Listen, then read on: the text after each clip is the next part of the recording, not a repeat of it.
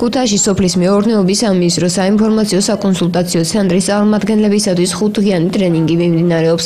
ტრენინგს ჯიპა N-პარტიის პროექტის ფარგლებში ატარებს. ტრენინგის ფარგლებში მონაწილეები სოფლის მეურნეობის ექსტენსიის, PR-ის, სოციალური მედიის, მენეჯმენტის, კომპიუტერული თუ ლიდერული უნარჩვევების კუთხით გადამზადდებიან. ტრენინგი ორ ნაწილად ჩატარდება. პირველ ეტაპზე გადამზადებას იმერეთი გურიის, ხოლო მეორე ეტაპზე იმერეთის, რაჭა-ლეჩხუმის და სამეგრელო ზემოსვანეთის წარმომადგენლები გაივლიან.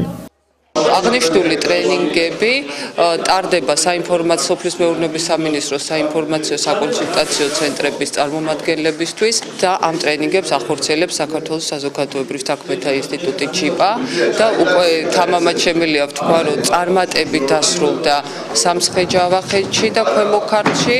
იყო ძალიან დიდი ინტერესი წარმომადგენლების და მონაწილეების მხრიდან. თემებით შეირჩა ზუსტად სოფლის მეურნეობის სამინისტროსთან შეთანხმებით, რადგანაც ამ ადამიანებს, ვინც არის სახელმწიფო სამსახურში, ჭირდება ეს თანამედროვე მიმართულებები. ჩვენ სამსახური ერთ-ერთი მთავარი ძირითადი ამოცანა არის ფერმერებთან ურთიერთობა და სწორედ ამ კუთხით ხდება თუ როგორ უნდა ვიურთიერთოთ ფერმერებთან, რაც როგორც აღნიშნე, ძალიან მნიშვნელოვანია, ძალიან დიდი მოლოდინები გვაქვს დადებითი, რა თქმა უნდა, ამ ტრენინგის ორგანიზატორებისგან და საბოლოოდ ალბათ ძალიან საინტერესო იქნება.